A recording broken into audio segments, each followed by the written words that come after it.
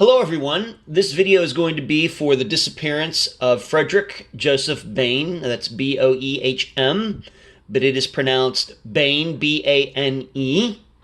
And for the purposes of this video, and if you've already listened to the podcast episode for his disappearance, you know that we referred to him as Joe during that interview with his sister Jolene, and so I will be referring to him as Joe for this video. And please pardon if you hear any noises in the background. I think my upstairs neighbors are putting in a bowling alley. So, and there you go. You can hear that. So what you're looking at is a satellite view of Marshall, Texas. You'll see over here, I'm using my pencil today. You'll see this video, on this video, you will see Marshall, Texas over here to the left, the downtown area. And you will notice that the area where Joe was living at the time, 3005 Victory Drive, is really not that far away. Right now, an inch on here is 2,000 feet, so 2 miles, something like that, from here to there, as the crow flies, of course. Of course, if you were going to drive it or walk it, it might be a little farther. If you will remember that Joe was living at 3005 Victory Drive for just a few weeks before he disappeared, and he was living there with his friend that he had known for many years, Coley, C-O-L-E-Y, Coley, and Coley's girlfriend, Angelia, and their children. I believe they had 2 children together.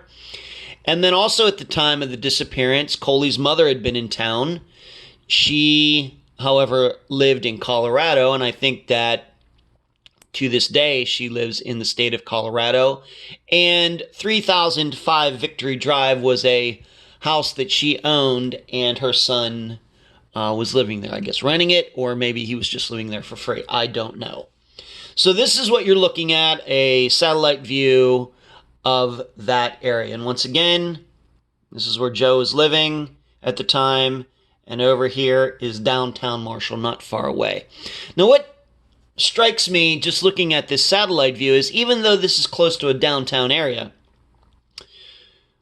if a lot, I've never been to this area, so locals of course know way more about it than I do, but you do see some woods, trees, places where there are not buildings, in contrast to over here where it seems it's a lot of buildings, and you can even see the rectangular shapes of intersections and blocks.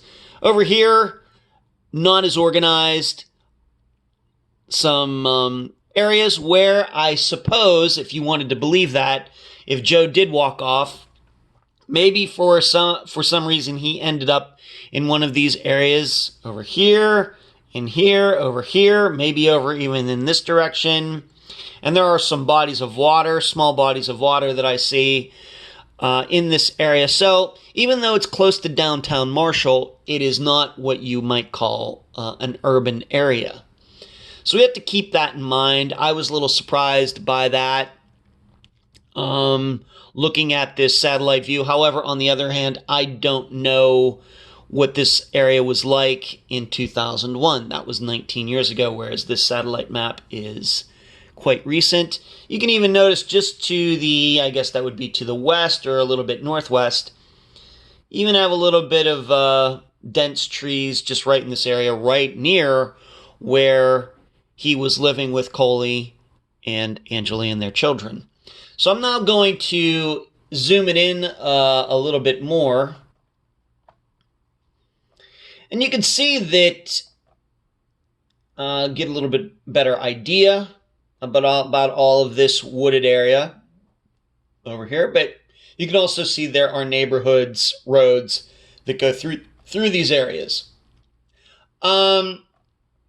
Victory Drive, also known as Route 80, is a 4-lane highway, and I'll point out something once I get down to the street view. But I think what's important to notice is that 3005 Victory Drive does not sit right on this road. There's like a little bit of a driveway that goes back to that address. And in fact, the building 3005 Victory Drive is a little bit hard to see from the street. So it's not like he went out the front door and the road was right there. In fact, it's almost the opposite of that. So just keep that in mind as you're looking at this. And you can see, though, that there's Clarity Laser and Med Spa. Who knows if it was there in 2001. But we got all these buildings in this area, homes, businesses, apartments, in this area where Joe allegedly went out onto the road. So now I'm going to go to a street view and point out a few things. As you can see there, as I said, this is a 4-lane, even with a middle lane. So it's a fairly major road. Once again, though, I'm not sure what it was like back then. What we're looking at is in the direction of 3005 Victory Drive. However, the home is back there. It is not, I do not believe it is this house right here. I do not believe it is this house right there either.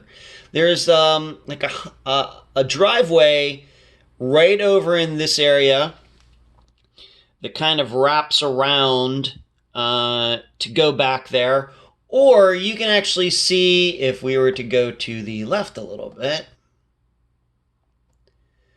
that this particular driveway doesn't stop. I think it goes straight through to the back. However, on the other hand, this could be, and it even says right here up in the corner that, maybe if I zoom this out a little bit,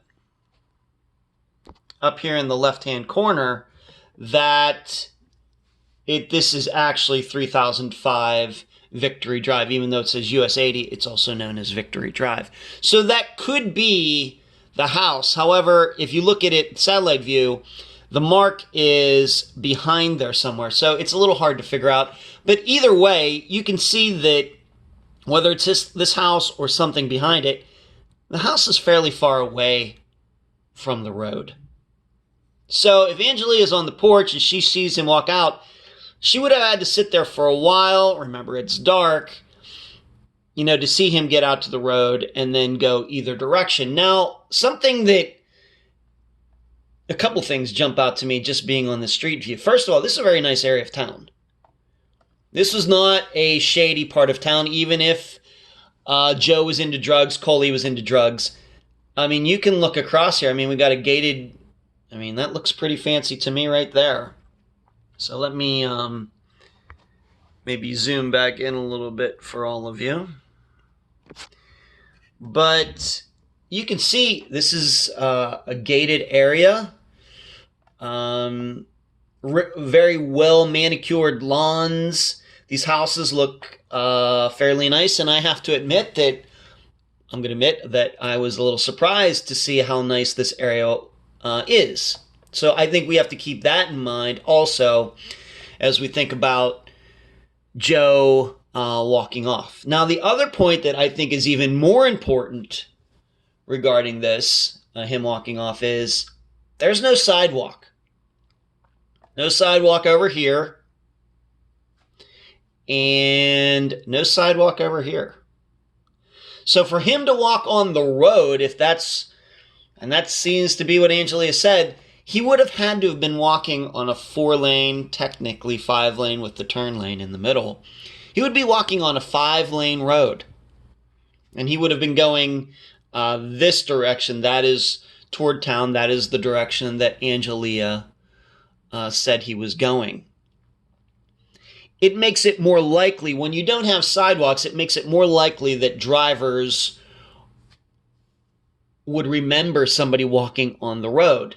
I guess the point is that, at least here in Florida for the most part, you have a highway like this, a road like this, there's a better view of it, they usually do have sidewalks. I'm inclined to believe no sidewalk was on this road back in 2001, and obviously there's not one now. So it makes it a little bit more curious that people who would have been driving on that road that night never stated, once the word got out that Joe was missing, that, oh yeah, I saw some guy walking on that road. Because if it was on a sidewalk, it'd be very easy to understand why drivers would not notice anybody walking. Be off a little bit, maybe 6 feet, 10 feet off the road. It'd be dark. Who knows if I don't know if there's any street lights in this area. It's certainly easy to understand how drivers wouldn't see somebody on a sidewalk. Frederick Joseph Boehm, Little Joe to those who loved him. And that was a mistake right there. Downloading today's episode. It would be easy for drivers to miss him walking on the road. It'd be easy to miss anybody. And even if they saw somebody, they'd never be able to recognize that it's Joe, might not even be able to recognize if it was a man or a woman. So these are a couple points that I would say bother me. To say that he walked off. He was walking down this populated road. Even as you could tell, a 5-lane road going toward town. And even if it was midnight or 1 in the morning, I'm going to be inclined to believe that there were cars on this road. It's not Las Vegas. It's not a 24/7 town, but still. And in addition, this is a fairly nice area. And I think that if we were to follow this road going toward town this way, I think it continues to be a nice area. So that, I think, reduces the chances that something happened to him. He got jumped or mugged or abducted or anything like that. Just what we might call a stranger-on-stranger crime. It's just hard to say. I'm doing this video, and I've gotten responses that people like these videos because it puts some pictures and sites to Unfound, which is primarily an audio program. And I think that in seeing this, I think it puts a new light on if we believe that if this is the house, I'm not saying it is, but if he got out of this house right in the middle of the screen, walked out to the road, and then went this direction,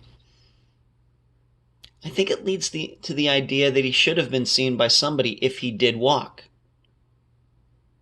Unless he got out here and then, was avoiding cars or something, which just doesn't sound plausible to me. On the other hand, given the length of the driveway, maybe he walked out here and somebody was waiting for him.